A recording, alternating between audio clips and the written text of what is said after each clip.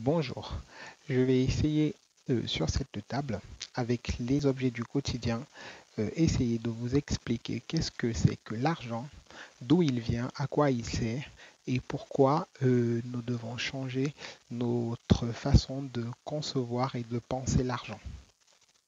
Alors, je me situe ici 3000 ans avant Jésus-Christ, où des pièces avec effigie sont retrouvées en Asie mineure, dans le royaume sumérien au sud de Babylone, proche de l'actuel Irak. L'argent, à cette époque, et comme dans toutes les époques, sert de valeur d'échange entre les populations, les sociétés de biens et les sociétés de services.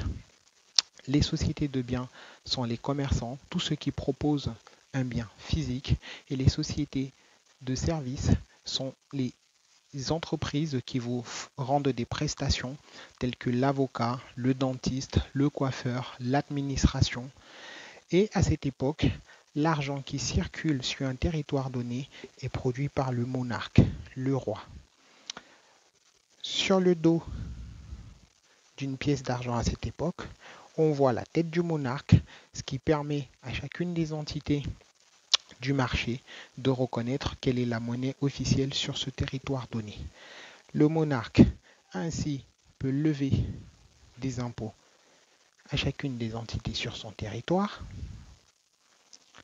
Avec l'argent prélevé, il peut rémunérer son armée, payer son administration et ainsi, avec son armée, assurer la sécurité de tous les échanges qui s'opèrent sur son territoire. Et ainsi, plus le monarque a un territoire vaste, des sujets à gérer, plus il peut lever des impôts, s'enrichir et constituer ainsi sa fortune royale. À cette époque, l'or permettait au monarque d'assurer la quantité d'argent qu'il pouvait produire et répandre sur son territoire. C'est pourquoi les rois avaient besoin de constituer des empires, donc aller sur d'autres territoires pour récupérer de l'or, ajouter à leur fortune et ainsi pouvaient produire plus d'argent et distribuer à leurs sujets, ce qui leur permettait ensuite de prélever plus d'impôts et de pouvoir s'enrichir. Avec l'argent prélevé, ils pouvaient rémunérer leur armée qui grossissait de plus en plus, payer leur administration et s'enrichir personnellement également. Donc là, nous sommes dans le système économique sous la monarchie. Donc au XVIIIe siècle, on voit arriver les républiques démocratiques. Le monarque est renversé. On voit apparaître des États, des banques centrales dites banques d'État et des banques commerciales sur le territoire. Les banques centrales ont pour rôle de garder la quantité d'or, de créer, donc d'émettre l'argent et des billets de banque. On a un nouvel élément ici. Les billets de banque, ce sont bien les banques qui ont commencé à émettre les billets. C'est pour cela d'ailleurs qu'elles sont appelées billets de banque. Les États reprennent le rôle du monarque en prélevant les impôts aux différents acteurs économiques,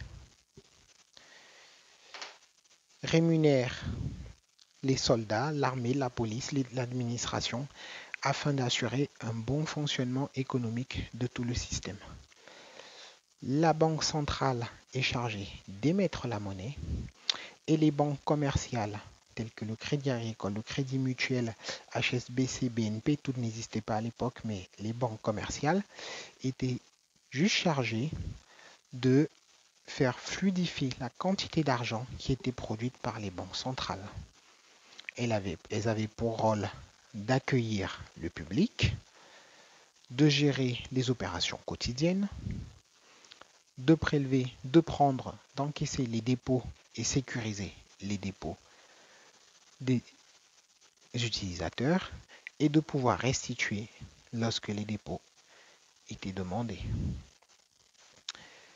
Et le crédit était réalisé également par les banques commerciales, mais la quantité de monnaie était sous l'égide de la Banque centrale.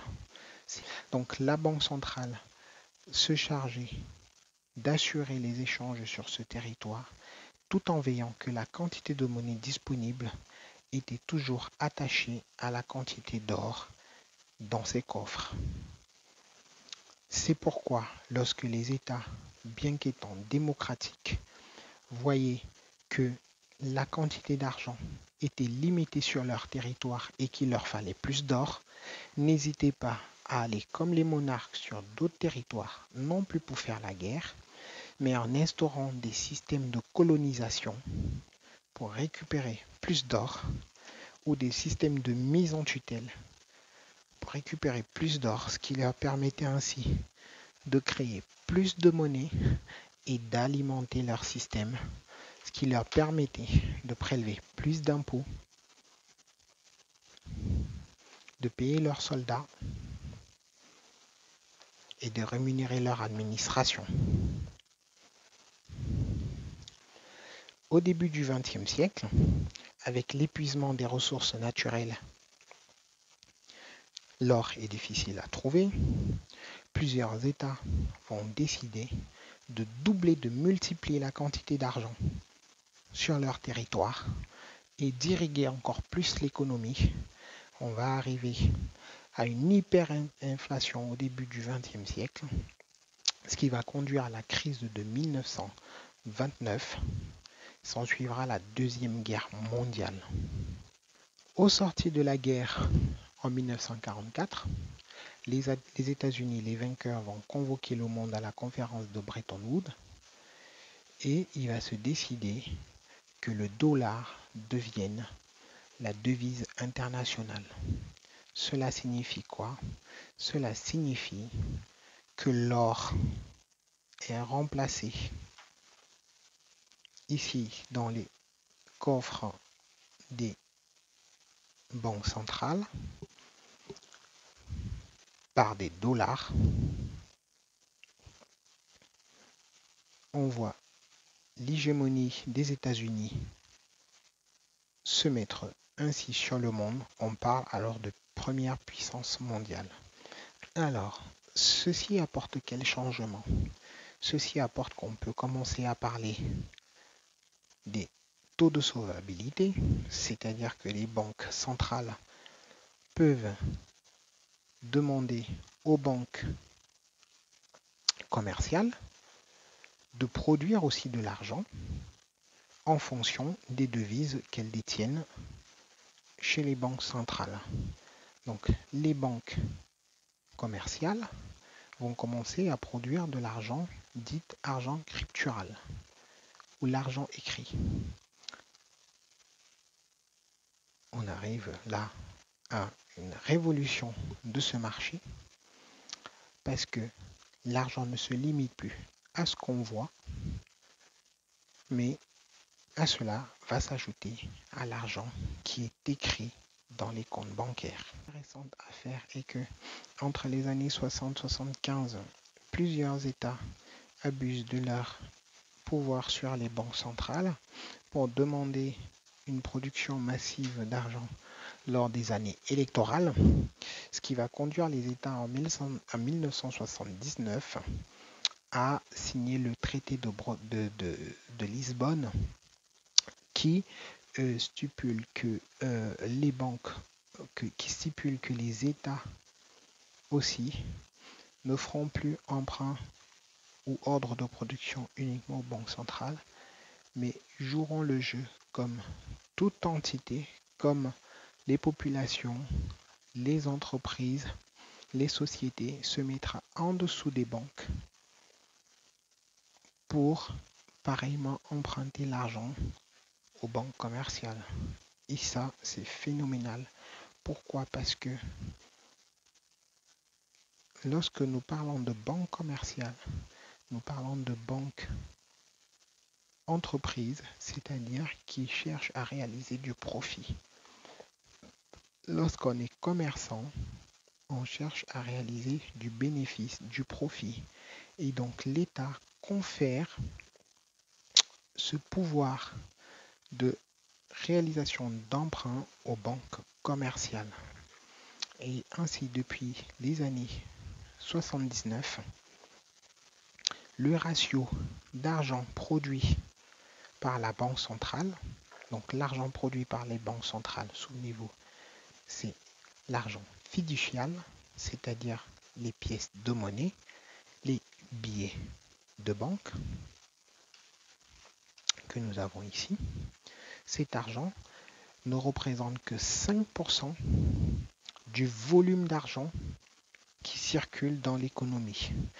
95% de l'argent qui circule dans le système économique est produit par les banques commerciales, c'est-à-dire la Société Générale, le Crédit Agricole, BNP, Crédit Mutuel, HSBC. Tous ces banques-là produisent de l'argent scriptural, l'argent qui est écrit sur les comptes bancaires. Certainement, il existe des ratios de solvabilité, mais ce que nous voulons faire passer comme message ici, c'est que l'argent n'est plus ce qu'on voit ou la quantité d'or disponible en banque centrale, mais l'argent, c'est bien tout le crédit qui est produit par les banques commerciales. Alors, comment fonctionne le mécanisme de création de la monnaie scripturale? Lorsqu'un particulier comme vous et moi, une entreprise ou l'État vient demander un crédit à la banque commerciale, elle va accorder ce prêt en écrivant sur le compte du demandeur. Donc, admettons, elle écrit sur votre compte 200 000 euros. Elle va écrire dans ses comptes à elle 200 000 euros plus les 10 000 euros d'intérêt que vous êtes supposé lui rembourser avec.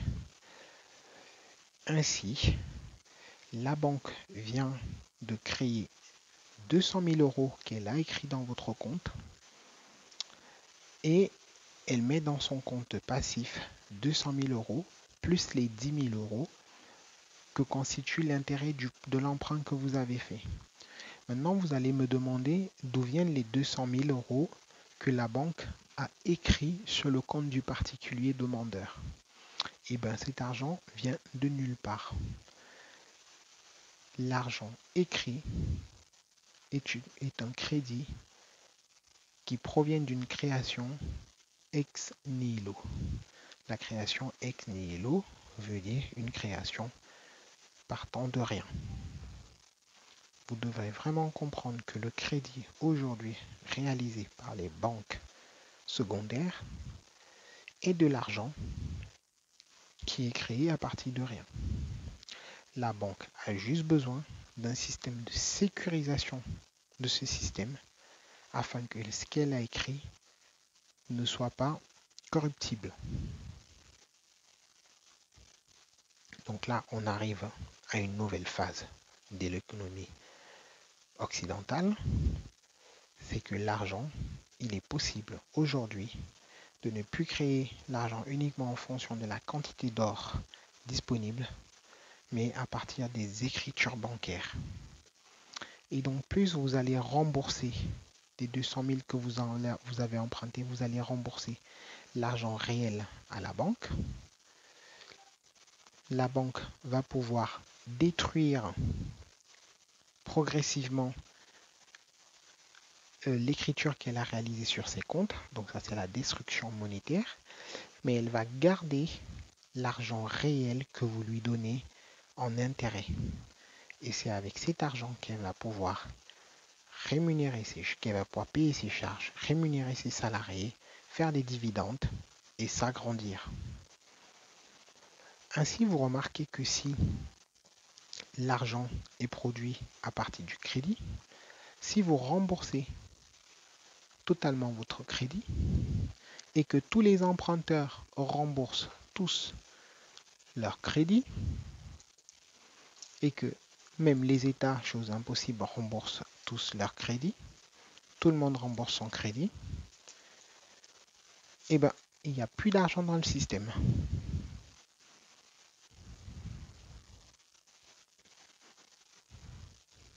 Est-ce que vous remarquez cela? Sans crédit, il n'y a plus d'argent dans le système. Donc, ce qui alimente aujourd'hui notre économie, c'est bien le crédit. Ainsi, les États et les banques n'ont aucun intérêt à ce que tous les crédits soient remboursés. C'est pourquoi continuellement, il vous sera prêté de l'argent aux États, à toutes les entités, pour qu'il y ait toujours de l'argent disponible dans le système. Donc le crédit permet d'irriguer le système et ainsi de faire fonctionner l'économie. Puisque c'est le crédit qui alimente notre système économique, il est important que la population, les entreprises aient les moyens pour pouvoir rembourser ce crédit-là.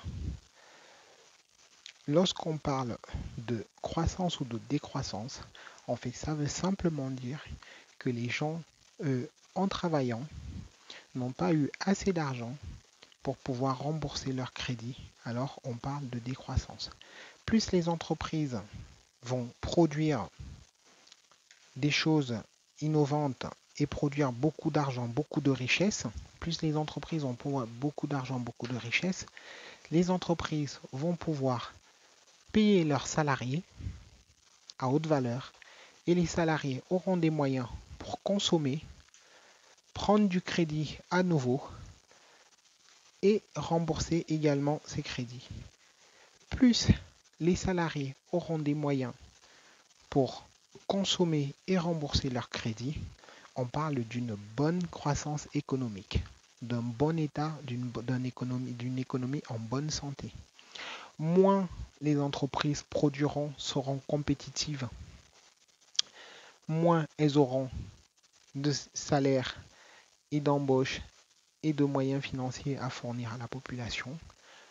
L'État serait obligé d'être en support, en subventionnant à la fois les entreprises et les ménages pour que ceux-ci aient toujours des moyens pour rembourser leurs crédits, auquel cas le système serait en danger. Donc vous voyez maintenant quelle est la puissance du crédit dans le système économique actuel. Ce que vous devez retenir, c'est que l'argent est créé par les banques commerciales, c'est-à-dire les banques au coin de notre rue. Le Crédit Agricole, la BNP, le Crédit Mutuel, HSBC. La deuxième chose à retenir, c'est que l'argent est virtuel. C'est-à-dire que les pièces de monnaie, les billets de banque, tout ce que nous voyons circuler physiquement ne représente que 5% de la quantité monétaire réelle qui circule dans le système économique. 95% de l'argent est de l'argent scriptural, le crédit réalisé sur vos banques. Vous remarquerez, aujourd'hui, il est possible de payer des biens, des services, de réaliser des règlements à l'État, toujours en monnaie scripturale, sans jamais toucher de l'argent. Tout est favorisé pour que tout reste dans ce système clos bancaire en écriture. Et les retraits d'espèces et d'argent sont de plus en plus limités car nous ne disposons en réalité que 5% d'argent réel. C'est pourquoi vous verrez avec vos cartes bancaires, vos moyens de paiement, vous ne pouvez pas retirer, vous avez des limites de seuil de retrait par semaine, par jour, par semaine, par mois. Pourquoi? Parce que si plusieurs personnes décidaient d'aller faire des retraits super élevés, on pourrait être amené à manquer des billets de banque et ne pas en disposer pour tout le monde. C'est pourquoi d'ailleurs, vous êtes limité sur la possibilité de quantité d'argent en espèces que vous pouvez détenir sur vous. Si vous avez plus de 10 000 euros en espèces sur vous, vous devez absolument faire une déclaration douanière pour justifier du pourquoi vous avez autant de billets de banque sur vous. Tout est favorisé pour que nous restions dans le cercle clos de la monnaie scripturale parce que elle est créée par les banques commerciales et elle est aussi virtuelle. Et cet argent, vous l'aurez compris, en troisième point à retenir, c'est que cet argent, en plus, il est créé à partir de rien. C'est-à-dire que c'est le crédit, c'est votre capacité, votre engagement à pouvoir rembourser le crédit emprunté qui génère la création d'argent. On ne part plus sur la quantité d'or ni la quantité de devises, mais uniquement sur votre engagement, l'argent est créé. Donc c'est une création ex nihilo, une création à partir de rien. Le quatrième point à retenir, c'est que le crédit est quasi infini. Les banques, comme nous l'avons vu, ont tout le temps besoin de prêter parce que si tout le monde de rembourser, il n'y aurait plus d'argent dans le système. Donc continuellement, la banque a besoin de prêter de manière continuelle pour alimenter, irriguer le système.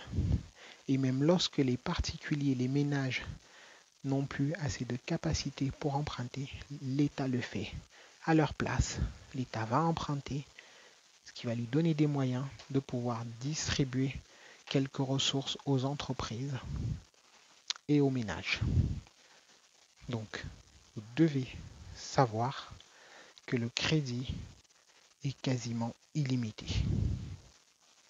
Nous faisons ici abstraction de toutes les règles, mais au fond, c'est ce qu'il faut se dire parce que même les règles préétablies, en cas de crise, en cas de difficulté, on arrive à les surpasser, à les mettre de côté pour réaliser encore plus de crédit.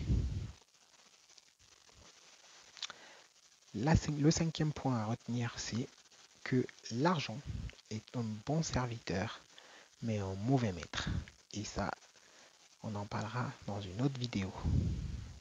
L'objectif de cette vidéo, en faisant exprès d'élaguer tous les principes qui viennent complexifier le marché financier et le système économique, est de présenter au grand public les grands principes qui régissent la société actuelle en matière de monnaie et d'argent, afin que nous soyons sensibilisés de comment en trouver plus et de comment y accéder. Nous avons des cursus scolaires pour apprendre des métiers afin de gagner de l'argent, mais personne ne nous explique d'où vient l'argent et comment en avoir beaucoup plus. Même les politiciens qui nous dirigent n'en savent pas grand-chose. C'est pourquoi, arrivés au pouvoir, ils retournent leur veste et vous expliquent qu'il faut être ami des banques. Je ne vous dirai pas le contraire. Vous devez être ami de votre banque si vous voulez monter des projets, vous faire financer et gagner plus d'argent. Cela signifie quoi être ami de votre banque? Être ami de son banquier signifie ne jamais utiliser le découvert, disposer d'un plan d'épargne régulier, disposer d'une activité régulière et rémunérée. À minima, avec ces trois conditions, vous pouvez demander à votre banque de produire de l'argent pour vous. Lorsque vous irez voir vos banquiers pour présenter votre futur projet, n'ayez plus le sentiment de trop demander, n'ayez plus le sentiment que vous videz les billets du coffre des banques, mais ayez en tête que l'argent est virtuel, il sera simplement écrit dans votre compte, donc on peut écrire autant que de projets que vous serez en capacité de mener et de mener à bon terme.